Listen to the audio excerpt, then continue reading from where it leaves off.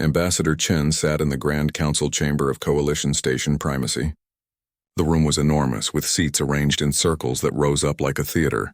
Hundreds of alien species filled those seats. Some had fur, some had scales, and some glowed with strange lights. Chen was the only human there. She had been Earth's ambassador for 5 years now. 5 long years of being ignored, dismissed, and treated like a child among adults. The other species saw humans as weak. They called Earth a protected junior species, and treated humanity like they needed constant supervision. 200 years ago, when humanity first made contact with the Galactic Coalition, everything changed. The aliens had superior technology, faster ships, and weapons that seemed like magic. They offered humanity a deal. Join the Coalition but follow strict rules. Humans could not build warships. They could not leave their solar system without permission. They could only maintain small defense patrols to protect Earth from asteroids and space debris. The Coalition leaders said it was for humanity's protection. They said humans were too emotional, too violent, too primitive to handle real galactic warfare.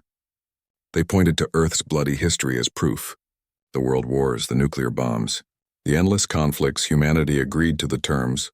What choice did they have? The alternative was being left alone in a galaxy full of dangers they could not fight. Chen shifted in her seat as the council debated another meaningless trade agreement. Her mind wandered. She missed Earth.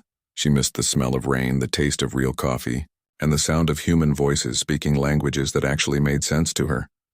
A sharp beep from her communication device pulled her back to reality. She glanced down at the small screen hidden in her palm. A message marked urgent. Her heart rate increased as she read it. SOS received from Kepler 442b mining colony. Jathir raiders attacking. 2,000 civilian casualties imminent. Request immediate assistance. Chen's blood ran cold. Kepler 442b was one of humanity's few approved mining colonies outside the solar system. Families lived there. Children. Her own cousin worked there with her husband and 2 young daughters. The Jathir Empire was the nightmare that haunted every peaceful species in the galaxy. They looked like massive insects with hard shells, sharp mandibles, and a hive mind that made them perfect warriors. They had been expanding their empire for decades, conquering worlds and enslaving populations. The Coalition had done nothing to stop them. Every time the Jathir attacked a minor species, the Coalition held debates, formed committees, and wrote strongly worded letters. Chen stood abruptly. Her chair scraped against the floor, and several nearby aliens turned to look at her with multiple eyes. "Council members," she said, her voice cutting through the room. "I need to report an emergency. Human civilians are under attack at Kepler 442b. The Jathir Empire has sent raiders. We need immediate military intervention." The room fell silent for a moment. Then the murmuring began. Chen heard the whispers in dozens of alien languages. Some of the universal translators in her ear caught fragments. The humans again, always so dramatic. "This requires proper procedure." Fleet Admiral Carex, a tall alien with feathers of brilliant blue and gold, stood from his perch. His species, the Karathi, were known for their careful, methodical approach to everything. They could fly in their homeworld's atmosphere and considered themselves the natural leaders of military operations. "Ambassador Chen," Carex said, his voice calm and measured, "we understand your concern. However, galactic law requires proper procedures. We must verify the threat, assess the situation, and obtain proper authorization from the Council. This requires a minimum of 15 votes from different sectors. Then we must form a committee to evaluate military options." "How long will that take?" Chen demanded. 72 hours is the minimum for emergency protocols," another council member replied. This one was a Vex, a species that looked like floating jellyfish wrapped in mechanical suits. 72 hours. Chen's voice rose despite her training to stay calm. "There are 2,000 humans there. Families, children. They'll be dead in 72 hours. They'll be dead in 72 minutes if the Jathir decide to stop playing with them."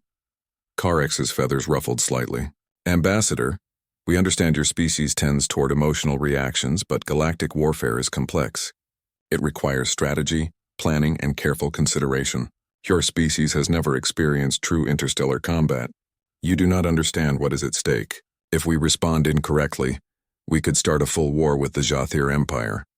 And if you do nothing," Chen said through clenched teeth, "you're telling the Jathir they can attack anyone they want, that no one is safe." The coalition will respond appropriately and within established guidelines, Carex replied. That is final. Now please, Ambassador, sit down. We have other matters to discuss. Chen sat, but she was not done. Her fingers moved rapidly across her communication device, sending an encrypted message to Earth's Defense Coordination Center. It was buried deep under the Rocky Mountains, a place the coalition inspectors had visited once and dismissed as a primitive command bunker. The reply came back within minutes. Chen had to keep her face neutral as she read it. Message received. Kepler 442b SOS confirmed. Ready to deploy Terra Defense Fleet. Awaiting authorization. Do we have coalition approval? Chen looked around the council chamber. The debate had already moved on to another topic. Some alien representatives were arguing about mining rights in a distant nebula. Others were discussing trade tariffs. No one was talking about the humans dying at Kepler 442b. She looked at Carex, who was speaking calmly about the importance of following proper military protocols. She looked at the other ambassadors, comfortable in their seats, safe in their ignorance. Chen made her decision. Her fingers typed one word into the encrypted channel. Unshackled.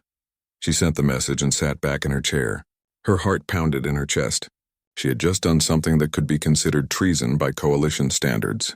She had just authorized Earth's military to act without permission. But Chen knew something the rest of the galaxy did not. She knew what humanity had been building for 200 years. She knew about the shipyards hidden in asteroid fields.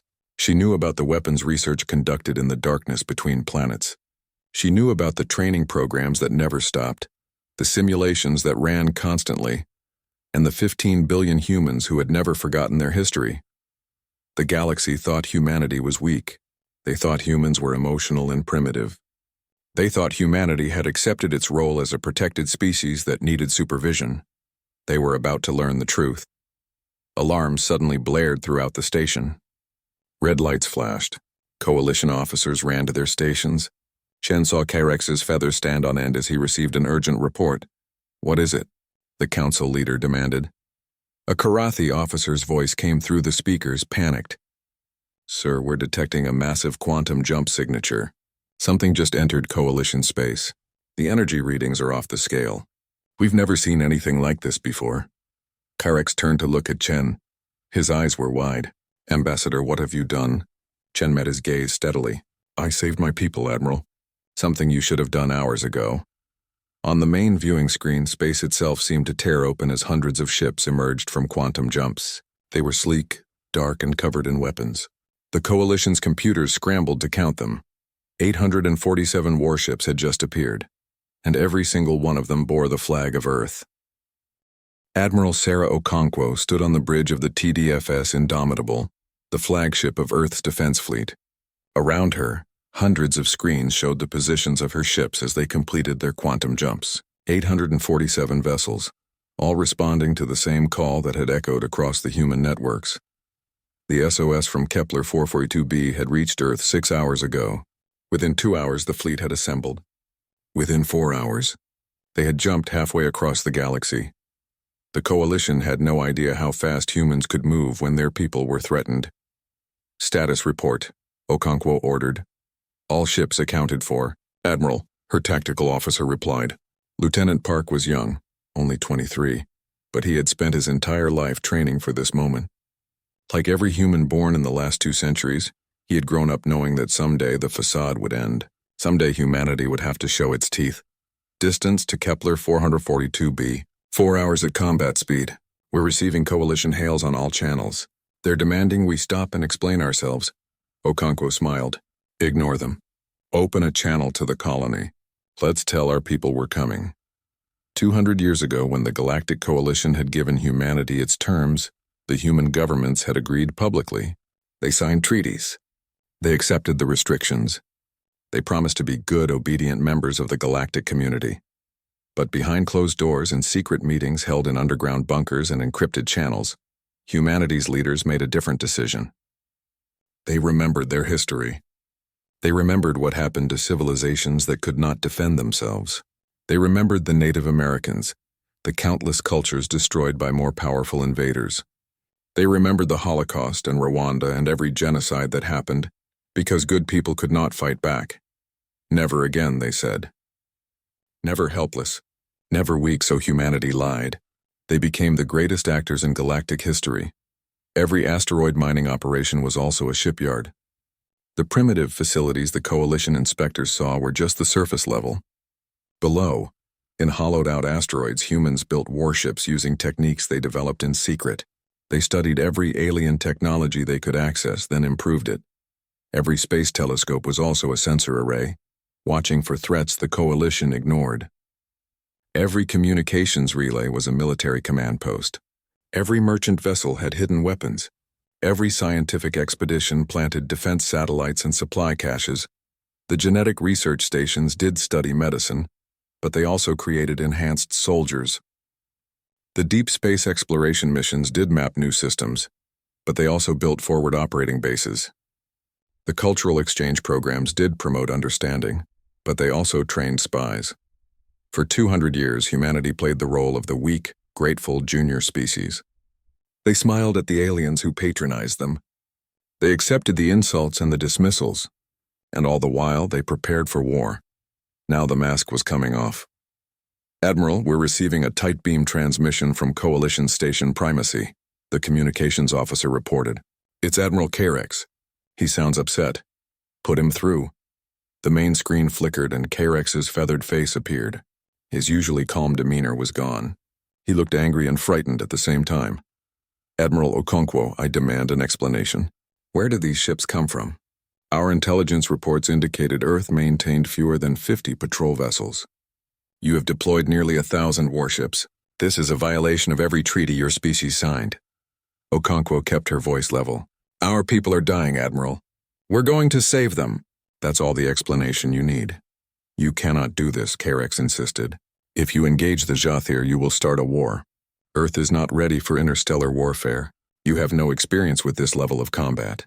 You will be destroyed, and you will drag the Coalition into a conflict we have worked decades to avoid. Admiral Carex, with respect, you don't know what we're ready for. You've never known. You saw what we wanted you to see." Carex's feathers ruffled in agitation. "This is madness. Your species is being emotional and reckless. Stand down immediately, or the Coalition will be forced to intervene." "Intervene?" Okonkwo's voice turned cold. "You mean like you intervened to save our civilians? By forming committees and taking votes while people died?" "No, Admiral. Humanity is done waiting for the galaxy to protect us. We'll protect ourselves. And right now that means getting to Kepler 442b before there's nothing left to save." She cut the transmission before Carex could respond. Around her, the bridge crew worked with quiet efficiency. No panic, no hesitation. They had trained for this their entire lives. "Ma'am, we're detecting the Jathir fleet ahead," Park reported. "Long-range sensors show 50 capital ships and approximately 200 support vessels. They're in orbit around Kepler 442b. We're picking up weapons fire on the surface. They're attacking the colony directly." Okonkwo felt a surge of anger but kept it controlled. Anger could be useful in combat if you channeled it properly. Rage made you stupid. Focus made you deadly. Time to engagement?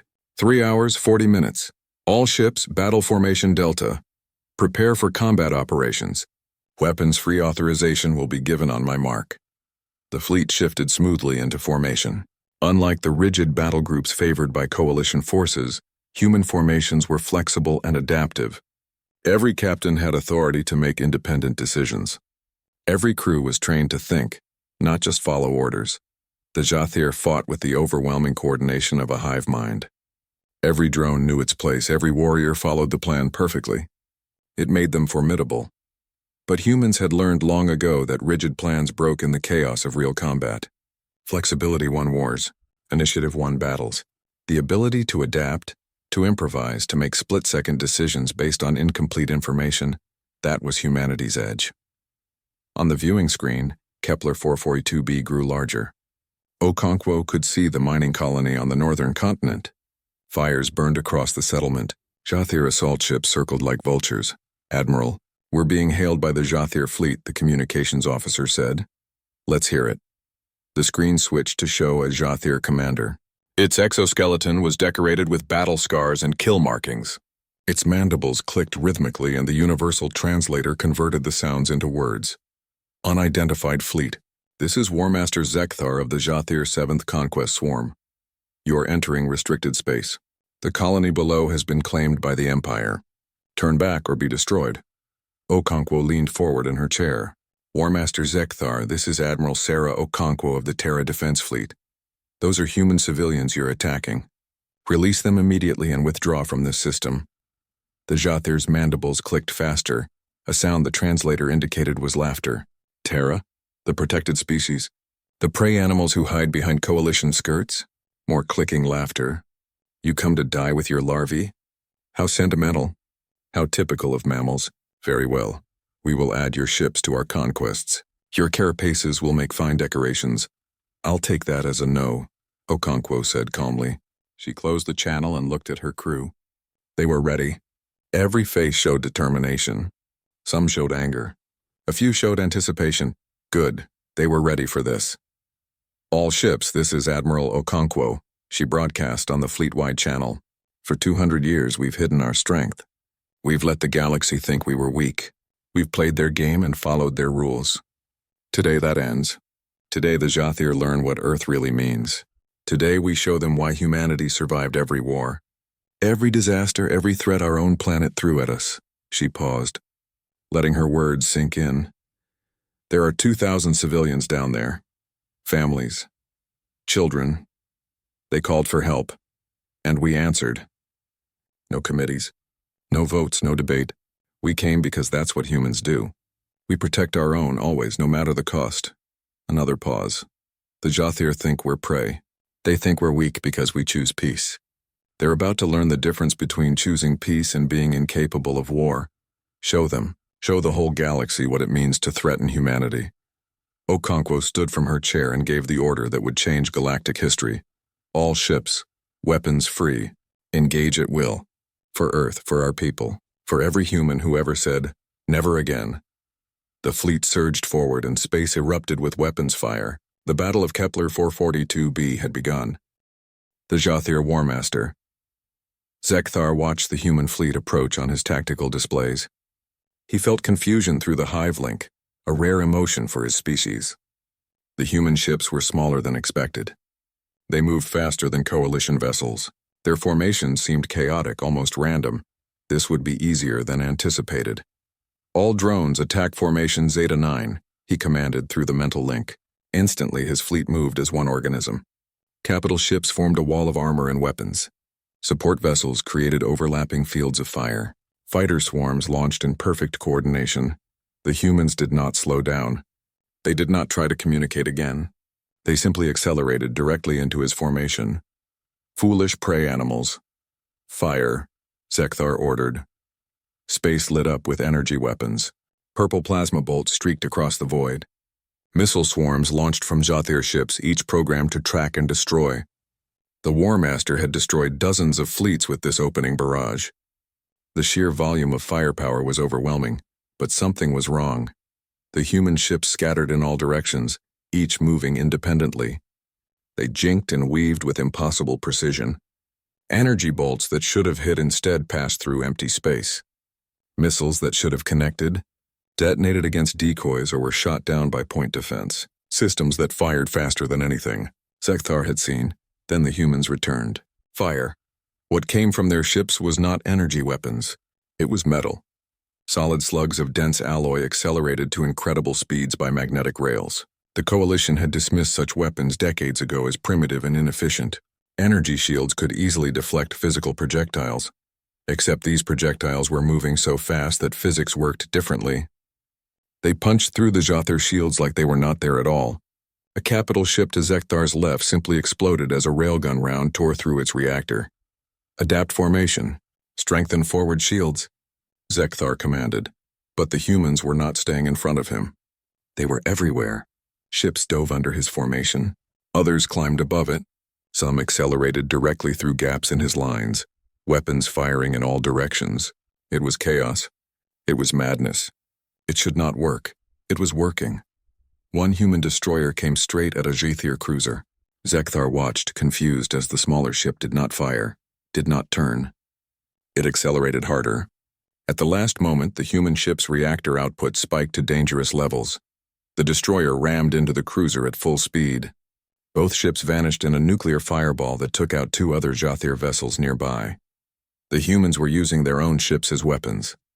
They were sacrificing themselves. This made no tactical sense. Ships were valuable. Trained crews took years to replace. Why waste them on ramming attacks?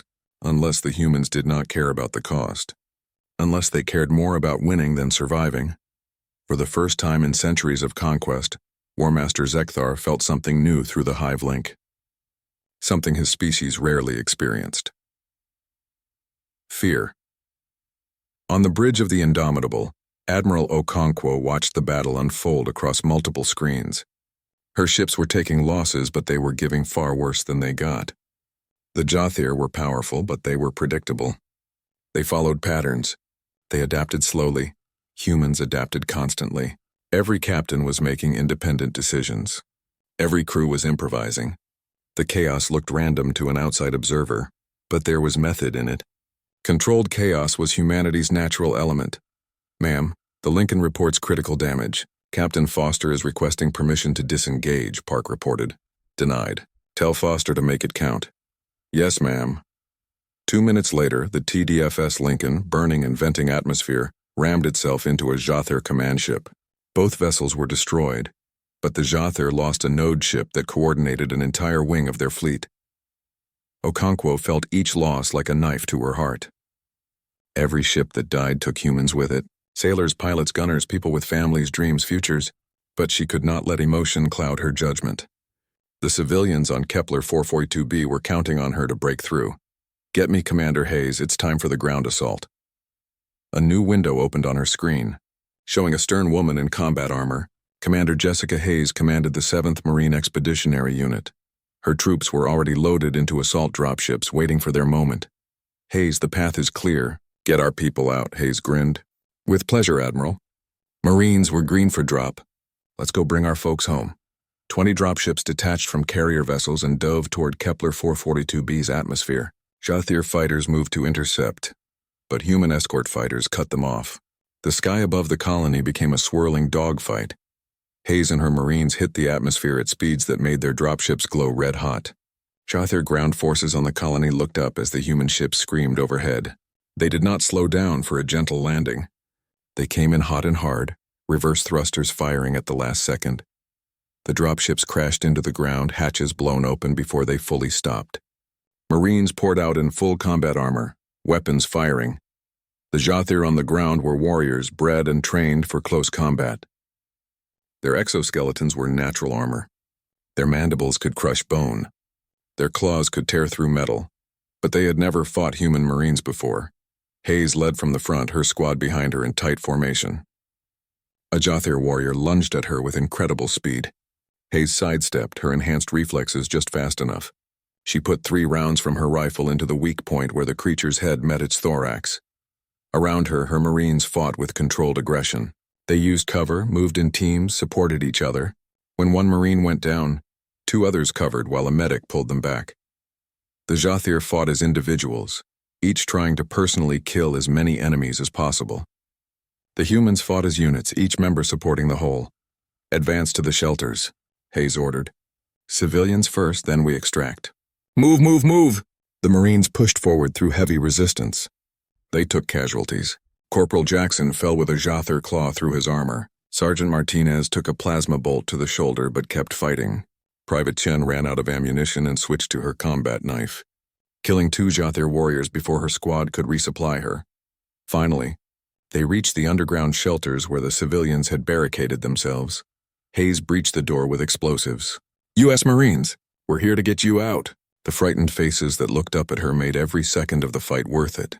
Families huddled together, children crying, men and women clutching makeshift weapons. An older man stepped forward, his face covered in dust and dried blood. You actually came. The Coalition said it would take days. The Coalition didn't come, sir. Earth did, Hayes replied. She pulled off her helmet, revealing her own dust-covered face. Sergeant First Class Jessica Hayes, 7th Marines. Let's get you folks home. As the Marines began evacuating civilians, one little girl, maybe 6 years old, tugged on Hayes's armored leg. Are we safe now? Hayes knelt down to the child's level. Yes, sweetheart. Earth's Navy is upstairs kicking alien butt, and we're going to get you on a nice ship back to Earth, I promise." The girl smiled and hugged her. Hayes felt tears sting her eyes but blinked them away. She had work to do. In orbit, the battle was turning. The Jathir fleet had lost 30% of its ships. The human fleet had lost 27 vessels, but they had accomplished their objective. The path to the planet was clear. War Master Zekthar received reports through the Hive link. Ground forces being pushed back. Civilians being evacuated. His fleet falling apart against an enemy that fought like demons. He made the decision no Jathir commander wanted to make. "All ships, retreat. Withdraw to hyperspace coordinates Theta 7. The surviving Jathir vessels disengaged and jumped away. The humans did not pursue. They had what they came for." On the Indomitable, Admiral Okonkwo watched the last dropship clear the atmosphere, full of rescued civilians. She took a deep breath and allowed herself a moment of emotion. Status report. All civilians accounted for. 2,000 souls safe, ma'am, Park reported. Fleet losses.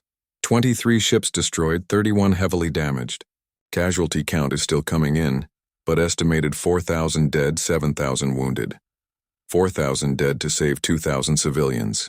Most military commanders would call that a bad trade. But Okonkwo knew those numbers did not tell the real story. The message they sent was worth far more than a simple calculation of losses. "Get me Coalition command. I think Admiral Carex needs to see what his primitive humans just accomplished." Across the galaxy, on thousands of worlds, beings of hundreds of species watched the recordings of the battle. The Coalition had broadcast the fight on all channels, thinking it would show what happened when junior species ignored proper procedure. Instead, it showed something they never expected. It showed that the quiet, peaceful humans were neither as quiet nor as peaceful as everyone thought. It showed that Earth had teeth, and now the whole galaxy knew it. The Coalition Council chamber had never been so crowded. Every species with voting rights had sent representatives. The gallery was full of observers, journalists, and diplomats. The air hummed with dozens of languages being translated simultaneously. At the center of it all sat Ambassador Chen, looking small and alone at the human delegation table. But she did not feel small. She did not feel alone. Behind her, projected on the main screen, the Terra Defense Fleet held position just outside Coalition space.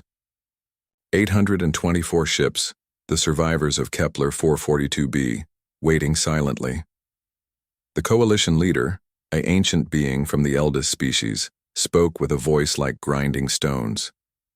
"This emergency session is called to address the unauthorized military action taken by the human species.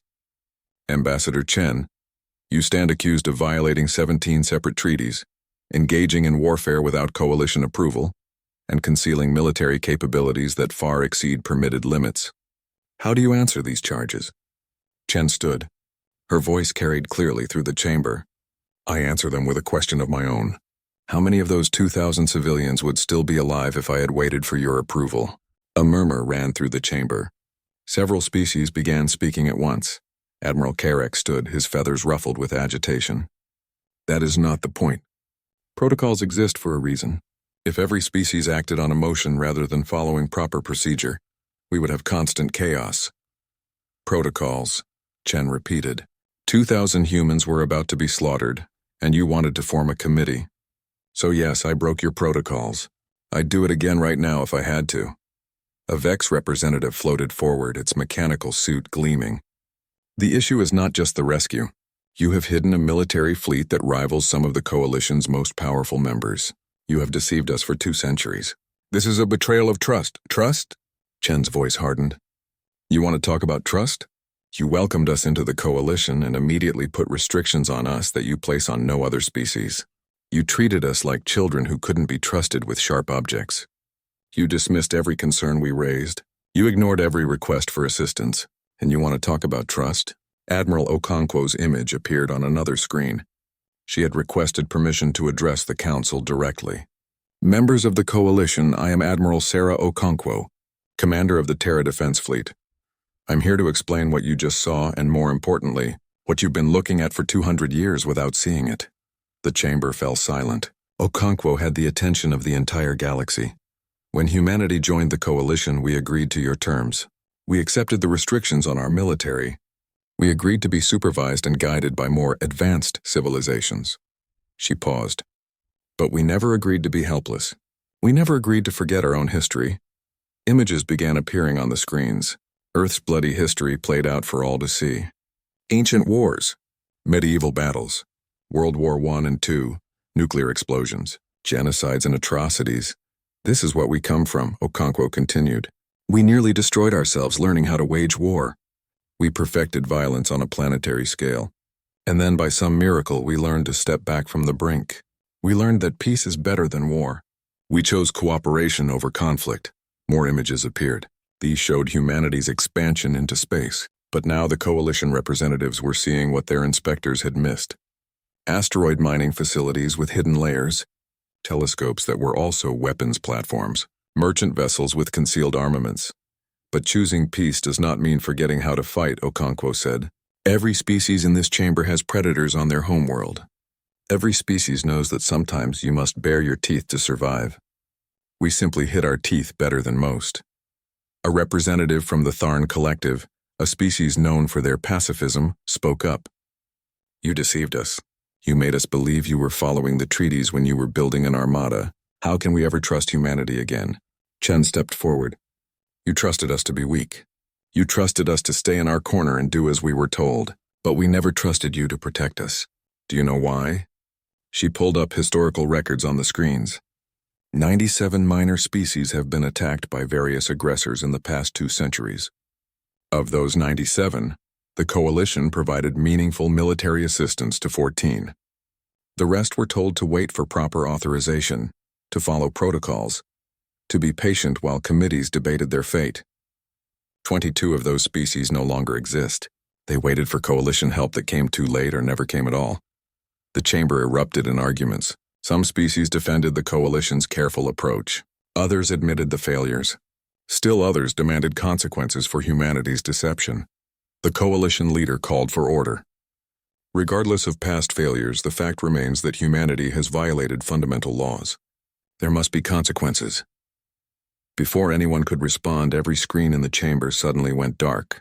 Then they lit up with a single image. The Jathir Hive Queen herself, larger than any coalition member, her carapace decorated with the skulls of 100 conquered species. Her mandibles clicked with fury. Coalition, humanity, you dare to defy the swarm? Admiral Carex's feathers went pale. Your Majesty, this is a diplomatic channel. The attack on your fleet was an act of war, the Queen shrieked. The prey animals destroyed an Imperial fleet.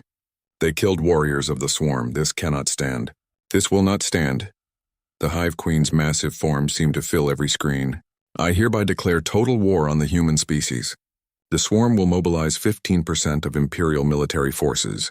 10,000 ships will reduce Terra to ash. We will feast on their bones and use their planet as a breeding ground for new warriors. The transmission cut off. The chamber sat in stunned silence. 15% of the Jathir Empire's military was more than the entire coalition fleet combined. It was an overwhelming force designed not just to defeat an enemy, but to make an example of them. To show the galaxy what happened when you defied the swarm, Admiral Carex turned to Chen and Okonkwo, his voice urgent. You have doomed yourselves. Even your hidden fleet cannot stand against 10,000 Jathir warships. You must evacuate Earth immediately. Pull back to the coalition core worlds. We can protect you there. Chen looked at Okonkwo. The Admiral's face was calm, almost serene. Evacuate Earth? Okonkwo repeated slowly.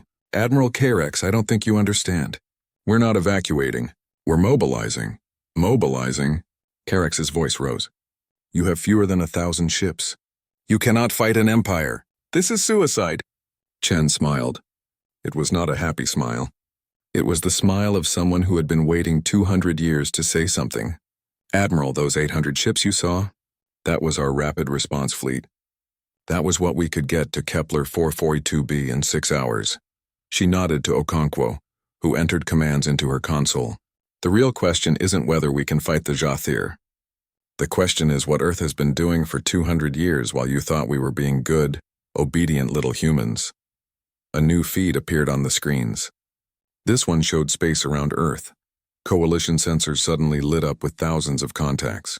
Ships were emerging from hiding places throughout the Sol system, from behind the moon, from within asteroid fields, from orbital facilities that had been invisible to Coalition scans. More feeds appeared, showing human vessels in other systems. Those diplomatic ships that humanity had sent to 100 different worlds. They were opening up, revealing weapons that had been hidden in plain sight. Those merchant convoys? They were military transports. Those scientific expeditions to the Galactic Rim? They were forward operating bases, and they were activating. The numbers kept climbing. 1,000 ships. 5,000. 10,000. 20,000. 50,000. The Coalition chamber was absolutely silent. Every species representative stared at the screens in disbelief. "That's impossible," K-Rex whispered. "We monitor your industrial capacity. We track your resource usage. You cannot have built that many ships without us knowing." "You monitored what we let you see," Chen replied. "You tracked the resources we let you track." "Admiral K-Rex, for 200 years, every human in this galaxy has been part of the greatest deception in history. Every miner, every merchant, every diplomat, we all played our parts. And you believed it because you wanted to believe it. You wanted to think we were weak, primitive, easily controlled." Okonkwo's voice cut through the silence. "We're broadcasting on all human channels right now. Every ship, every station, every colony. The message is simple. The cradle is threatened. Come home." "And they're coming," Chen added. "From every corner of the galaxy, humanity is responding. We hid ourselves among you, worked with you, traded with you, and all the while we were preparing for this exact moment." The Coalition leader finally found his voice. "This changes everything. The balance of power is exactly what we wanted it to be," Chen finished. "Humanity doesn't want to conquer anyone. We don't want an empire. We just want what every species wants, safety for our people. But we learned long ago that you can't trust others to provide that safety. You have to be able to provide it yourself." Admiral K-Rex slumped in his seat. "The Jathir are still coming. 10,000 ships." The Jathir armada emerged from hyperspace at the edge of the Sol system like a plague of locusts. 10,000 warships, each one massive and bristling with weapons. At the center of the fleet, the Hive Queen's command vessel dwarfed everything around it. A mobile fortress the size of a small moon. The Queen felt satisfaction through the Hive link. Her warriors were eager. The swarm hungered for conquest. The humans would be made an example. The galaxy would remember what happened to species that defied the Empire. "Sensors report," she commanded through the mental link. The response came back from 1,000 linked minds. Human vessels detected throughout the system. Numbers, larger than expected. Fleet composition, unusual. Defensive positions, everywhere. The Queen's mandibles clicked with amusement. The prey gathers to defend their nest. How predictable. "All forces advance. We will sweep through their formations like wind through grass." The swarm is eternal. The swarm is inevitable. But as her fleet moved deeper into the Sol system, the sensor reports became stranger. Every moon had weapons platforms. Every asteroid seemed to be armed. Mars had orbital defense stations that were appearing on sensors as they activated. Saturn's rings contained thousands of hidden installations. Jupiter's moons were lighting up with targeting systems, and Earth itself, the cradle of humanity, was surrounded by 3 complete rings of defense stations, each ring containing hundreds of platforms bristling with weapons the Jathir sensors could barely classify. "This is impossible," the Queen thought to her war coordinators. No species could militarize an entire star system without the Coalition knowing. "Our intelligence said the humans were restricted to basic defense." "Intelligence was wrong, my Queen," came the response through the Hive link. "The humans deceived everyone. This is not a colony. This is a fortress." The Queen felt something she had not experienced in her 3 centuries of life. Not fear, her species had evolved past such weakness, but something close to it. Doubt. Uncertainty. "It does not matter," she sent to her fleet. "We are 10,000 ships. They cannot stop the swarm. Attack Formation Omega, we will crush them through sheer numbers." The Jathir fleet began its assault. But the humans did not come out to meet them in the traditional sense. Instead, they let the invaders come deeper into the system, into the kill zones that humanity had spent 200 years preparing. On the bridge of the Indomitable, now positioned near Mars, Admiral Okonkwo watched the Jathir advance with cold calculation. This was different from Kepler 442b. This was not a rescue mission where speed and surprise were the key factors. This was a defense of Earth itself, and humanity had planned for this scenario 1,000 times. "All stations report ready, Admiral," Lieutenant Park said. His voice was steady despite the magnitude of what was coming. "Good.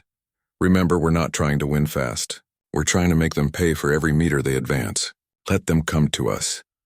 In the asteroid belt, Commander James Wu commanded the defense network hidden among the rocks.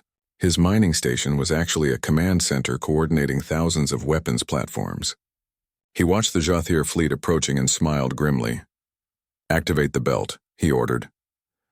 Throughout the asteroid field, objects that had appeared to be simple rocks suddenly powered up. Missiles launched. Railguns fired. Energy weapons came online. The Jathir fleet found itself flying through a minefield that fought back. Ships exploded. Dozens, then hundreds. The Jathir adapted, strengthening shields and firing at the asteroids. But for every platform they destroyed, 2 more activated. The humans had turned an entire asteroid belt into the largest weapon system ever built. The Queen screamed orders through the hive link. "Push through. Accept the losses. We must reach the inner system." The swarm obeyed. They always obeyed. Ships died, but the fleet pressed on. After an hour of intense combat, they broke through the asteroid belt. 7,000 ships remained, still more than enough to destroy the human defense fleet. But now they entered the kill zone around Mars. Defense platforms hidden on Phobos and Deimos opened fire.